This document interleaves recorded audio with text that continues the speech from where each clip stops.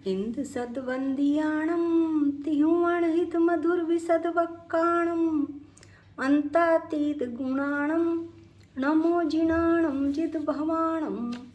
हम सभी पंच अस्तिकाय संग्रह का अध्ययन कर रहे हैं और इसमें हम प्रथम अधिकार का वर्णन करते हुए गाथा नंबर 35 पर आ गए हैं। आज हम गाथा 35 का पाठ करेंगे।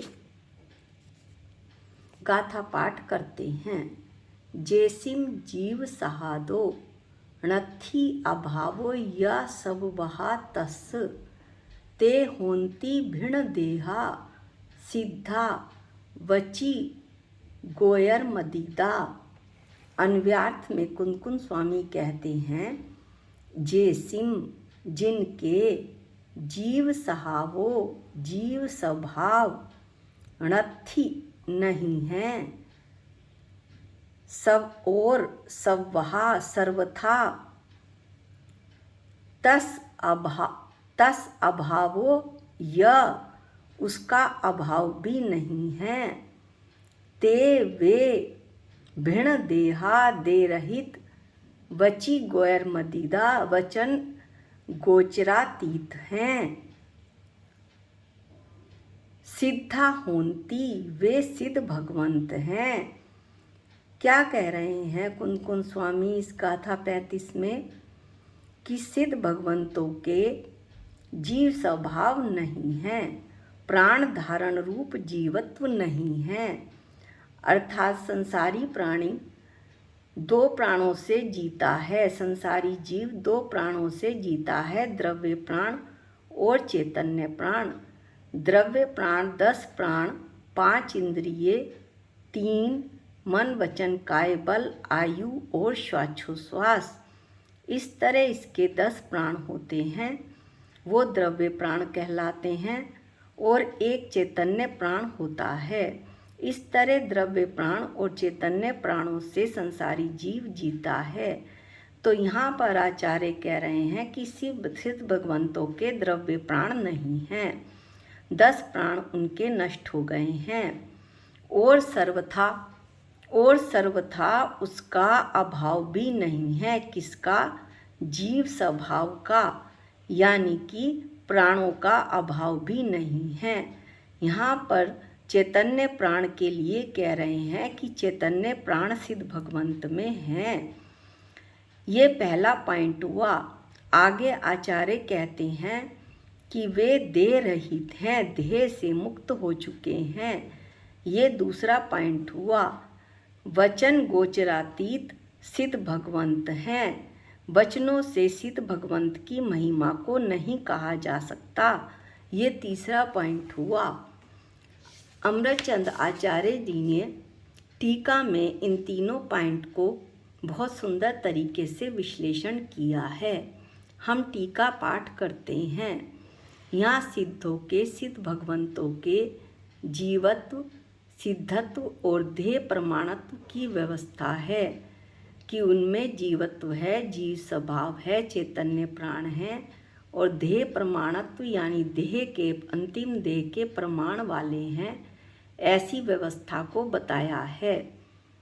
आगे टीका में ये सब बातें स्पष्ट होंगी। टीका में कहते हैं आचार्य कि सिद्धों को वास्तव में द्रव्य प्राण के धारण स्वरूप जीव स्वभाव मुख्य रूप से नहीं है।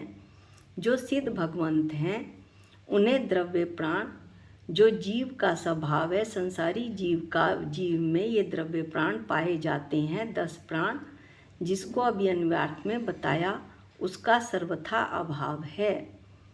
लेकिन जीव स्वभाव का सर्वथा अभाव भी नहीं है। द्रव्य प्राणों का सर्वथा अभाव है, जीव स्वभाव का सर्वथा अभाव भी नहीं है, क्योंकि जो सिद्ध भगवंत हैं वो चैतन्य प्राणों से जीते हैं, उनमें चैतन्य प्राण हैं।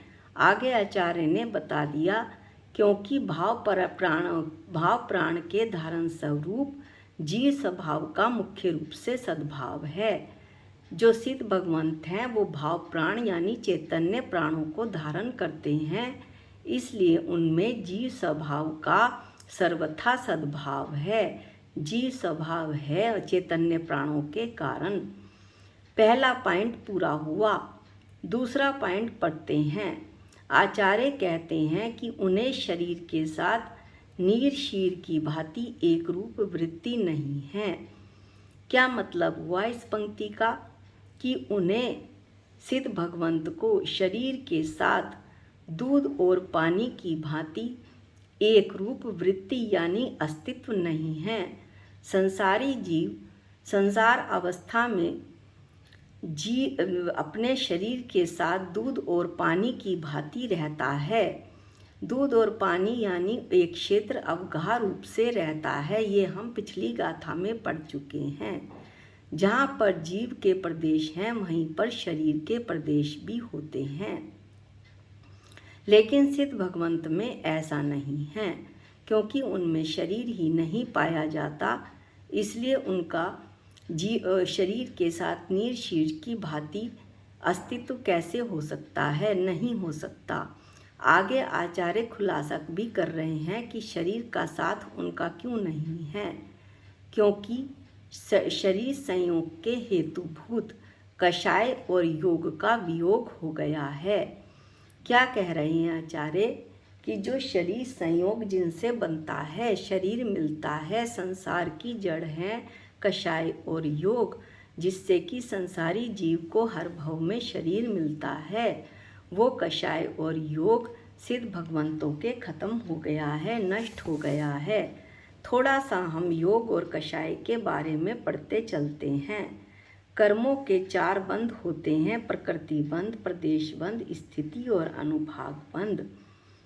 इसके बाद हम योग पढ़ते हैं। नाम कर्म के उदय से शरीर, वचन और मन उत्पन्न होते हैं। शरीर, वचन, मन की चेष्टा से या इनके हलन चलन से आत्मा के प्रदेशों में चंचलपन होता है, अर्थात आत्मा का स्वभाव विकारी हो जाता है। जैसे ही आत्मा का स्वभाव विकारी होता है, कार्माण वर्गणाओं से एक बंधन होने की शक्ति जीव में आ जाती है, यानी कि कार्माण वर्गणाओं को वो ग्रहण करने की शक्ति उसमें आ जाती है। इसका नाम योग है। इस प्रकार योग के निमित्त से कर्मों का आगमन होता है। जितने कर्म परमाणु कार्माण वर्गणाएं या कर्म परमाणु आते हैं, उन्हें उतनों को प्रदेश के नाम से, उनका नाम प्रदेश है। कर्म परमाणुओं का नाम प्रदेश है, कार्माण वर्गणाओं का नाम प्रदेश है। इसलिए कार्माण वर्गणाओं को ग्रहण करना प्रदेश बंध हुआ। अब योग के द्वारा ही ये जो प्रदेश बंध से कार्माण वर्गणाएं आई थी, उसमें मूल और उत्तर प्रकृतियों का विभाग होता है। मूल यानी 8 कर्म और 8 कर्मों की उत्तर प्रकृतियां यानी 148 का विभाजन होता है। इसलिए योगों द्वारा प्रदेश बंध तथा प्रकृति बंध का होना जानना। पहले कार्माण वर्गणाएं आई योग के द्वारा। कार्माण वर्गणाओं की जो संख्या आई उसे प्रदेश बंध के नाम से कहा। फिर उनका कर्म प्रकृतियों का विभाजन हुआ। ज्ञानावरण, दर्शनावरण आदि और उत्तर प्रकृतियाँ 148 बनती हैं इनकी, 8 कर्मों की, उनमें उनका विभाजन हुआ। इस तरह योग द्वारा 2 बंध हुए, कर्मों के प्रदेश बंध और प्रकृति बंध। अब कषाय क्या है और उससे स्थिति और अनुभाग बंध कैसे होता है? मोह के उदय से जो मिथ्यात्व, क्रोध, मान, माया, लोभ के भाव होते हैं, उन सबको सामान्य रूप से कषाय कहते हैं। अभी हमने ये पहले भी पढ़ा था कि जो आत्मा को कसे और दुख देकर जाए उसे कषाय कहते हैं।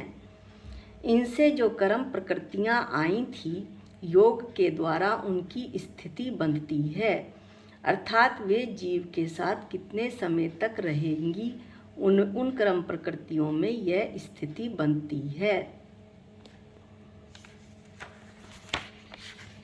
तो एक स्थिति बंद हुआ। अब कषाय के द्वारा ही ये जो कर्म प्रकृतियां हैं उनमें अनुभाग शक्ति पड़ती है, यानी फल देने की शक्ति। उन कर्म प्रकृतियों में रस पड़ता है कि वो कैसा फल देंगी। इस तरह से योगों द्वारा प्रकृति बंध और प्रदेश बंध होता है, परंतु यह ज़्यादा बलवान नहीं है। कषायों द्वारा जो स्थिति और अनुभाग बंद होता है वही बलवान है, क्योंकि स्थिति में ये पता चलता है कि जो कर्म हैं वो कितने समय तक जीव के साथ रहेंगे, और अनुभाग में उन कर्मों में रस पड़ता है, फल देने की शक्ति आ जाती है। इसलिए जो मुख्य रूप से ये मैं मोक्ष मार्ग प्रकाशक में पढ़ रही हूँ दूसरे अधिकार में, इसको आप अच्छे से मोक्ष मार्ग प्रकाशक टोडरमल जी, पंडित टोडरमल जी ने बहुत अच्छे से इसका विवरण इसमें किया है, आप पढ़ सकते हैं। इसलिए पंडित टोडरमल जी कहते हैं कि कषाय को ही बंध का कारण जानना। यदि नए कर्म बंद नहीं करने हैं, कर्मों को अपने साथ नहीं लगाना है और मुझे इस अपने मनुष्य भव को सफल करना है, तो इसके लिए मैं कषाय ना करूं, मैं मानी ना बनूं, लोभी ना बनूं, मैं जो है क्रोधी ना बनूं, मिथ्यात्व यानी वस्तु को विपरीत ना जानूं।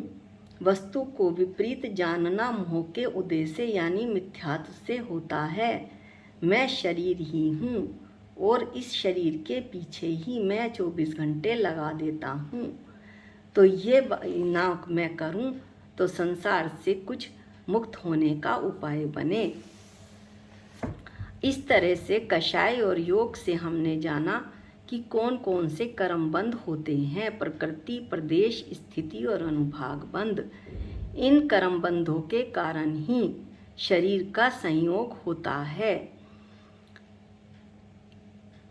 इसलिए आगे हम टीका पाठ करते हैं। अमृत चंदाचार्य कहते हैं कि वे अतीत अनंतर शरीर प्रमाण अवगाह रूप परिणमित होने पर भी अत्यंत देहरहित हैं, क्योंकि कषाय और योग का वियोग हो गया है। किसे सिद्ध भगवंत को पूर्ण रूप से उन्होंने इसका नाश कर दिया है, इसलिए शरीर खत्म हो गया है, नष्ट हो गया है। इसलिए वे अतीत अनंतर शरीर प्रमाण यानी कि जिस शरीर से सिद्ध भगवंत मोक्ष को प्राप्त करते हैं, मोक्ष जाते हैं, उस अंतिम शरीर की अपेक्षा को लेकर देह प्रमाणपना उन्हें कहा है कि वे देह प्रमाणपना उनमें कहा जाता है।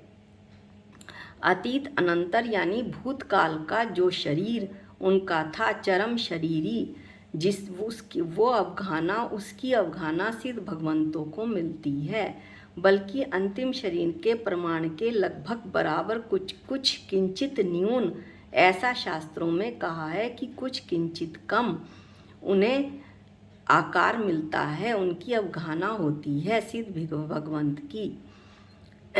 इसलिए शरीर प्रमाण अवगाह रूप परिणमित होने पर भी जो अंतिम शरीर उनका है उसकी अवगाहना यानी उसके बराबर होने परिणमन करने पर भी वे देह से रहित होते हैं, उनमें देह नहीं होती है। ये दूसरा पॉइंट पूरा हुआ। अब तीसरा पॉइंट है वचन गोचरातीत।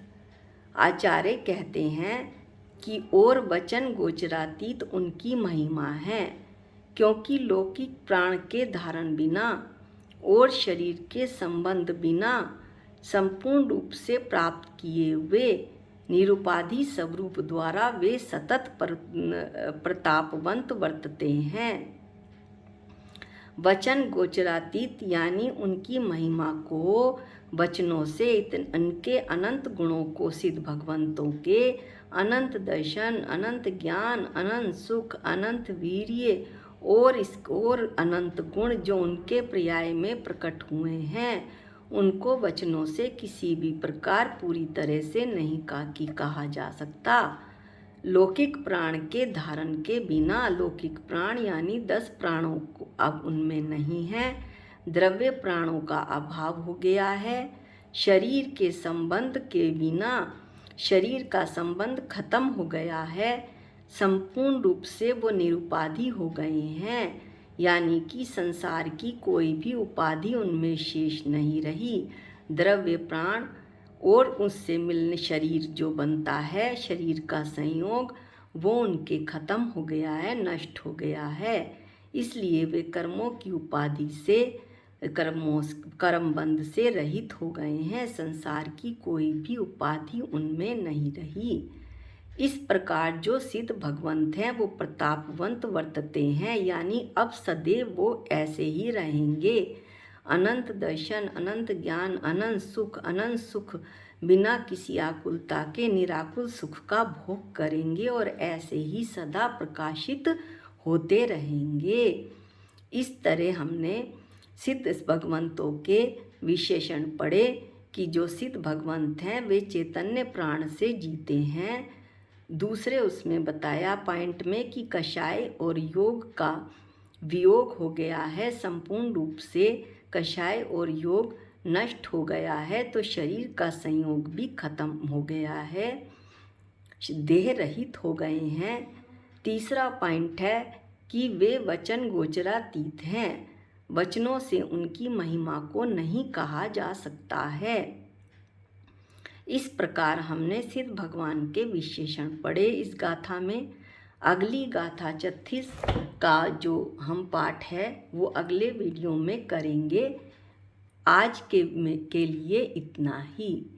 निज निधि निज में बताई, ये अनंत उपकार है, इसके लिए जिन वाणी माँ को वंदनानंत बार है, वंदनानंत बार है। सबको जय जिनेंद्र।